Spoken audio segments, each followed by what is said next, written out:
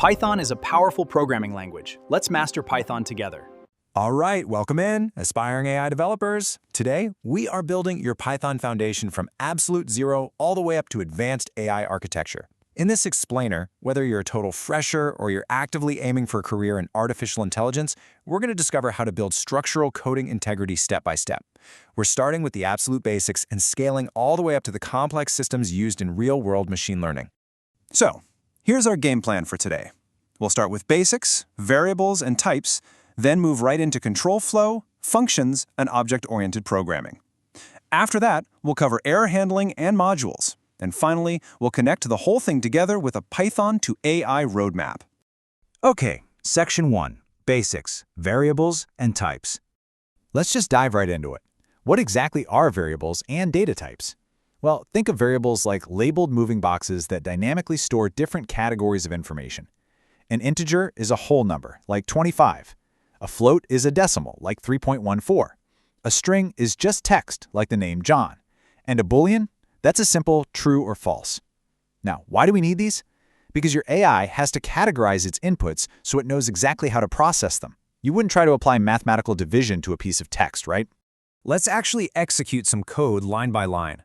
On line 1, we assign the integer 25 to the variable age. On line 2, we assign the string John to name. When we run the command print type age, the output brilliantly reveals that it's a class int, meaning integer. Now, a super common beginner mistake is trying to add a string and an integer together directly, like typing name plus age. If you do this, Python's going to throw a type error. You actually have to convert that integer into a string first using the str function. It is absolutely fascinating how strings behave with math operators. If we assign the string 2 to the variable num and then tell Python to add num plus num, the output is 22, not 4. It literally just glues the text together. Similarly, if you multiply the string 12 by the integer 3, you get 12, 12, 12. Treating text characters as math integers is a classic beginner pitfall. Python does exactly what you tell it to do, no more, no less, so you must always know your data types. Moving on to Section 2, Control Flow and Logic. Conditionals act as decision trees evaluating if a condition is true or false. While loops automate repetitive chores. Why do we need this? Well, without them, a program would just run straight from top to bottom exactly once and then stop. Where is this used? Literally everywhere. Think of a bouncer at a club checking an ID. If you are over 18, you enter, else you are turned away. Both conditionals and loops are essential mechanisms for building intelligent algorithms. Let's evaluate this if-else condition for a loan approval line by line. We define credit score equals 715. Next, we write if credit score is greater than or equal to 650. Because 715 is indeed greater than 650, the condition is true, and it outputs your loan application has been approved. The else block is completely skipped over. Now, a massive beginner mistake here is forgetting to type the colon at the very end of those if and else statements. If you forget that colon, Python will crash with a syntax error. The colon is basically telling Python, get ready, a block of code is coming next. Section 3, Functions and Data Collections. Functions are exactly like reusable recipe instructions. You provide the raw ingredients, which are your inputs, the function performs the baking task, and then it returns the finished cake, your output. We use them so we don't have to endlessly rewrite the exact same code over and over again. Using the def keyword, we define our function named add, taking two parameters x and y. Inside the function, we write return x plus y. That's our recipe. To execute it, we call add 5, 3, which outputs 8. Simple, right? But a very common beginner mistake is forgetting the parentheses when actually calling the function later on. If you just type the word add, Python will just tell you it's a function object, but it won't actually run the code inside it. You absolutely must use parentheses to invoke the action. As programs grow, your data has to be grouped. Lists use square brackets and can be changed dynamically. Tuples use parentheses, but they are locked, meaning they're immutable. Sets use curly braces and only hold unique items, automatically deleting any duplicates for you. Dictionaries also use curly braces, but they store key value pairs, like linking the word name to Alice. A frequent beginner mistake is trying to change or mutate a tuple after you create it. Because tuples are immutable, trying to append a new item will throw an error right in your face. Just remember, use lists for dynamic data and tuples for data that must never, ever change. All right, let's level up. Section 4, Object-Oriented Programming. Let's demystify OOP, or Object-Oriented Programming. Classes are the overarching blueprints, and objects are the actual specific instances built from them.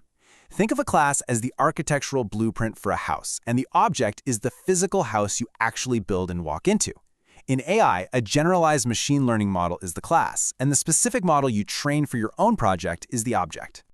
Defining a class begins with class car. Inside, an initializer method, def__init__, sets up the attributes, taking self and brand. We instantiate an object by writing car1 equals car Toyota. When we print car1.brand, the output is Toyota. The most classic beginner mistake here by far is omitting that self parameter inside the class methods. Self is literally how the object refers to itself. Without it, Python gets totally confused about which specific object you were trying to modify. It's honestly amazing how OOP relies on just 4 main pillars to work. Encapsulation secures your data, hiding it safely behind methods. Inheritance allows a new class to reuse code from an older class. Polymorphism allows the exact same method to adapt and behave differently depending on the object that's using it. And abstraction hides the complex back-end implementation details from the user. We rely on these 4 pillars to build highly scalable systems, allowing you to reuse AI algorithms across entirely different projects securely and efficiently. Almost there. Section 5. Error handling and modules. Try and except blocks act as coding safety nets.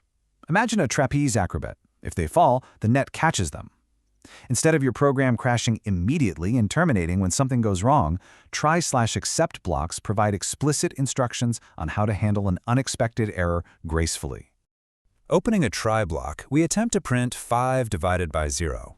Now, math dictates this is impossible, so Python throws an error. But by having an except 0 division error block underneath, the program gracefully catches the error and prints, "I am the except clause," rather than crashing. The finally block at the end executes no matter what to clean things up. A terrible beginner mistake here is using a broad except statement without specifying the exact error. This hides bugs because it catches every single error, even typos, making your code nearly impossible to debug later on. Always specify the error you expect. To expand our capabilities, we import external modules. We use file I/O to read and write logging data securely. We isolate our dependencies by creating a virtual environment. And we can pull in some truly powerful tools. Typing import OS lets us interact with the operating system. Import math handles advanced calculations. Import requests downloads web data. And import NumPy gives us high-performance arrays. You just call these libraries whenever you need those specific superpowers. And finally, Section 6, Python to AI Roadmap. Everything we've covered today has a direct AI application. The concepts you just learned are the exact tools required in the real world. You'll use OOP to instantiate generalized classes like linear regression for your specific machine learning predictions. You'll use file I/O and libraries like NumPy to parse massive datasets, and you'll use modules like requests to hit APIs, connecting your local code to massive large language models and generative AI agents. Building a career roadmap from these blocks happens in logical stages. Weeks 1 and 2 are usually dedicated to syntax basics and control flow. Weeks 3 and 4 elevate you to OOP and error handling. By weeks 5 through 8, you're importing those libraries and doing real data science. And from month 3 onward, you are building machine learning models and generative AI agents. It is a straight, logical path from simple variables directly to artificial intelligence. Thank you so much for joining this masterclass. You now have the structural foundation to build the future of AI with code-first technologies. So, knowing what you know now about how Python scales from simple variables all the way up to complex autonomous models, what real-world problem are you going to automate first? Keep coding, keep building, and I will see you in the next explainer.